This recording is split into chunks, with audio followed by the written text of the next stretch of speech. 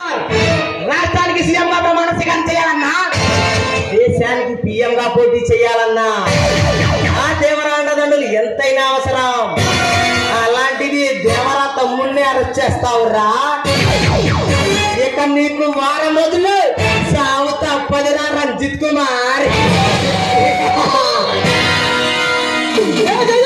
నువ్వు రాజకీయ నాయకులుగా రౌడీలకు బ్రోకర్గా కొడుకు వాడినే కాదు, ఈ కొండవిడి ప్రాంతంలో జరుగుతున్న అక్రమ వ్యాపారంతో సంబంధం ఉన్న ఏ ఒక్కరిని వదిలిపెట్టను.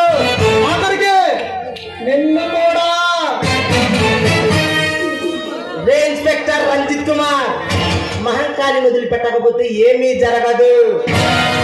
భూమి గుండ్రంగానే తిరుగుతుంది, సూర్యుడు తూర్పునే ఉదయిస్తాడు.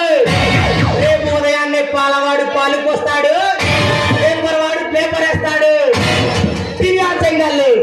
Breaking news, breaking news, breaking news.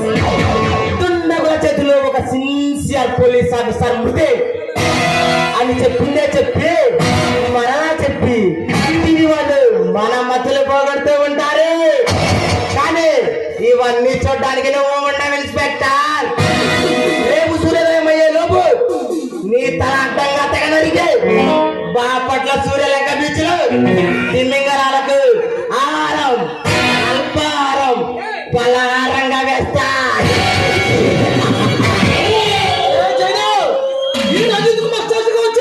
నాకే వార్నింగ్ ఇస్తున్నావా? ఒక్కసారి నా ట్రాక్ కూడా తెలుసుకో.